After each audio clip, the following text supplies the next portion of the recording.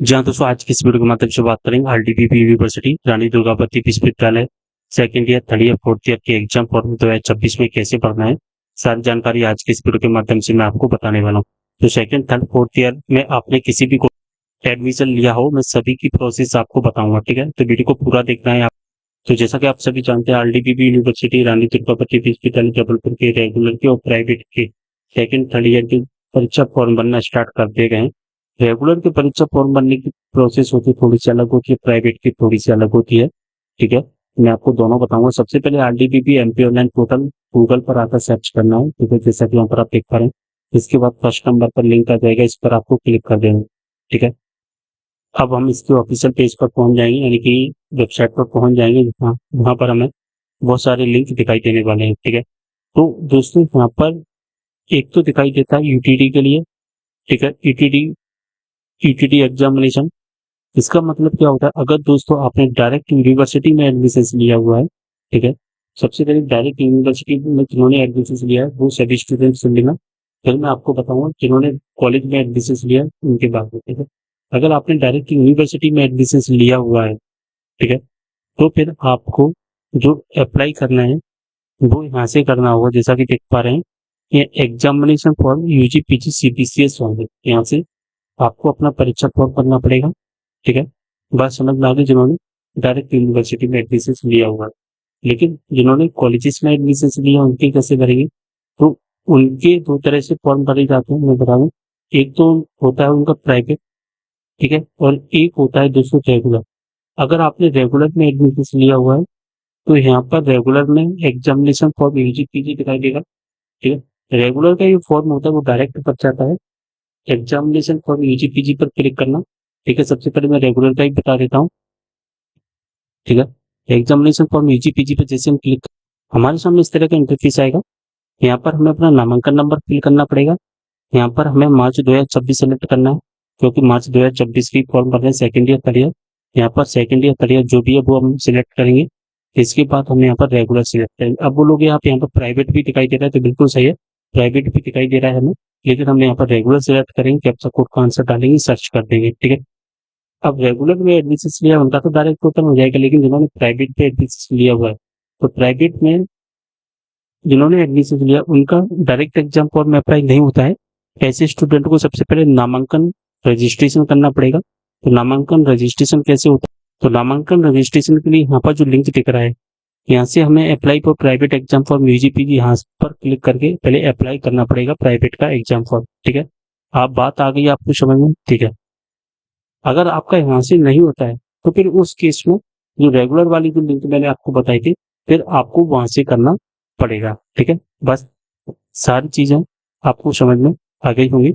और अगर आपको कोई भी डाउट है तो आप मुझे कमेंट करना, व्हाट्सएप और इंस्टाग्राम पर मैसेज कर सकते हैं, मैं आपके सारे डाउट क्लियर करने की कोशिश करूंगा। अब दोस्तों आपका फॉर्म तभी ओपन होगा जब आपका फॉर्म कॉलेज से अप्रूव होगा। जब तक आपका फॉर्म कॉलेज से अप्रूव नहीं है तब तक यहाँ से आप अपना जो फॉर्म है वो ओपन नहीं कर पाएंगे। तो आप सबसे पहले आपको कॉलेज में जाकर अपना फॉर्म है जो कि अप्रूव करवा लेना। तो जैसे ही हमारा फॉर्म ओपन होता है हमारे सामने इस तरह का इंटरफेस आ जाएगा, हमें कुछ नहीं करना है। यहाँ पर वही चीजें दिखाई दे रही जो हमारी स्टूडेंट डिटेल हो गई, पेपर कोड हो गए, यानी कि पेपर डिस्क्रिप्शन, जो भी हमारे पेपर होने वाले हैं वो सारी चीज पेपर के नाम हमें दिखाई देंगे। ठीक है, एग्जाम फीस की डिटेल हमें दिखाई दे जाएगी, यानी कि जो भी विषय के हमारे पेपर होंगे, और एग्जाम फीस डिटेल कितनी हमारे फीस लगेगी वो दिखाई देगी, टोटल चार्ज भी दिखाई देगा। अब यहाँ पर चेक मार्क कर देना और यहाँ से आपको सबमिट कर देना होगा। तो जैसा कि देख पा रहे हैं सबमिट का ऑप्शन आपको दिखाई दे रहा है, यहाँ से आपने सबमिट कर दिया।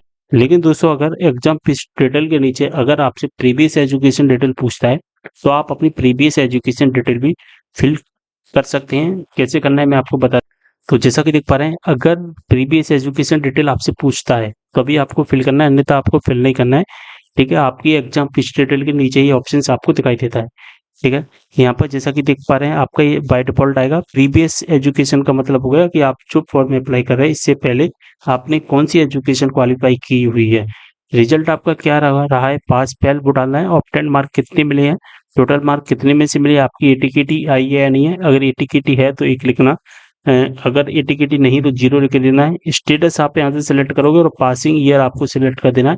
बस ये चीजें आपको फिल करनी पड़ेंगी बस। ठीक है, अब इस तरह का इंटरफेस हमारे सामने आ जाएगा। यहाँ पर दोस्तों दिखाई देता है ट्रांजैक्शन डिटेल, और ट्रांजैक्शन डिटेल में हमें दिखाई देगा your exam form payment has not been done. अभी हमारा पेमेंट नहीं हुआ है तो हमें अपना पेमेंट करना है। एप्लीकेशन नंबर दिखाई देगा, इस एप्लीकेशन नंबर को लिख कर रख लेना। इसी एप्लीकेशन नंबर से आगे की जो भी प्रोसेस होगी वो इसी एप्लीकेशन नंबर से होगी। जैसे कि अगर हमारा पेमेंट अटक जाता है तो इस एप्लीकेशन नंबर से हम अपना पेमेंट रिफंड ले सकते हैं, ठीक है। इसके बाद में हमें क्या करना है, सबसे नीचे आ जाना है डायरेक्ट, और सबसे नीचे आने के बाद में हमें क्या करना है दोस्तों, अभी मैंने बताया था ना कि प्रीवियस रिजल्ट एजुकेशन डिटेल आपको दिखाई देगी। तो इस तरह से हमें चूंकि सबमिट करने के बाद में फिर इस तरह का ऑप्शन आता है, देखिए नंबर ऑफ टिकट पेपर 0, कितने नंबर मिले, रिजल्ट हमने पास लिया है, स्टेटस रेगुलर, पासिंग ईयर वगैरह सारी चीज हमें यहाँ पर फिल करेंगे, ठीक है।